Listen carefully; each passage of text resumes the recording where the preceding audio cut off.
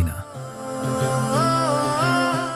যে শহরের নাম উচ্চারণ করলেই হৃদয়ে এক অন্যরকম প্রশান্তি নেমে আসে, যে শহরের প্রতিটি পথ, প্রতিটি প্রান্তর, প্রতিটি স্মৃতি জড়িয়ে আছে আমাদের প্রিয় নবী হযরত মুহাম্মদ সাল্লাল্লাহু আলাইহি ওয়াসাল্লামের ভালোবাসার সঙ্গে।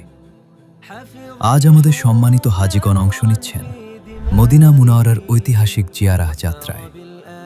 জিয়ারাহ শুরুতেই আমরা উপস্থিত হই জান্নাতুল বাকিতে। এটি মদিনার সবচেয়ে গুরুত্বপূর্ণ ও সম্মানিত কবরস্থানগুলোর একটি, যেখানে শায়িত আছেন রাসূলুল্লাহ সাল্লাল্লাহু আলাইহি ওয়াসাল্লামের পরিবারবর্গ, তার কন্যাগণ, অসংখ্য সাহাবায়ে কেরাম এবং ইসলামের ইতিহাসের বহু মহান ব্যক্তিত্ব।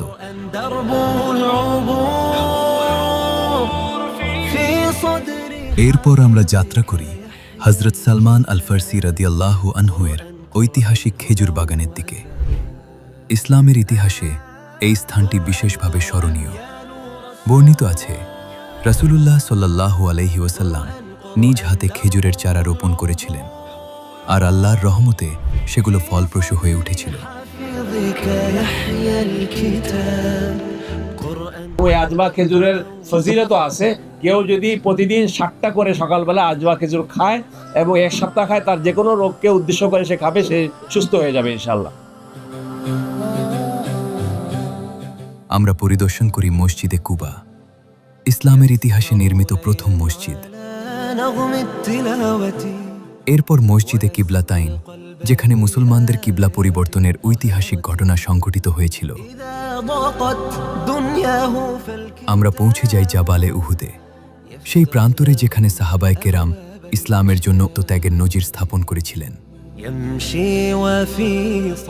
এরপর আমরা দেখি খন্দকের ঐতিহাসিক এলাকা, যেখানে ঈমান, ধৈর্য এবং ঐক্যের এক অবিস্মরণীয় ইতিহাস রচিত হয়েছিল। জিয়ারাহর গুরুত্বপূর্ণ একটি অংশ ছিল হযরত আলী রাদিয়াল্লাহু আনহু এবং মা ফাতেমা রাদিয়াল্লাহু আনহার বাড়ি পরিদর্শন। এই স্থানটি মুসলিম ইতিহাসের এক মূল্যবান স্মৃতিচিহ্ন। হযরত আলী রাদিয়াল্লাহু আনহু, যিনি ছিলেন রাসূলুল্লাহ সাল্লাল্লাহু আলাইহি ওয়াসাল্লামের চাচাতো ভাই, জামাতা এবং ইসলামের অন্যতম শ্রেষ্ঠ ব্যক্তিত্ব। এরপর আমাদের হাজীগণ যাত্রা করেন মদিনার বিখ্যাত খেজুর বাজারে।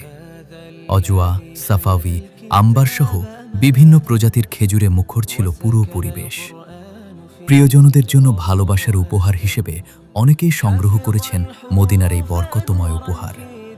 মদিনার জিয়ারাহ শুধু ইতিহাস দেখা নয়, এ যেন ভালোবাসার মানুষটির স্মৃতির পথে হাঁটা, এ যেন সাহাবাদের ত্যাগকে হৃদয়ে ধারণ করা, এ যেন সেই আলোকিত সময়কে অনুভব করা যার আলো আজও সমগ্র পৃথিবীকে পথ দেখায়। মদিনা এমন এক শহর যেখানে মানুষ কয়েকদিন অবস্থান করে, কিন্তু যার ভালোবাসা সারা জীবন হৃদয়ে থেকে যায়।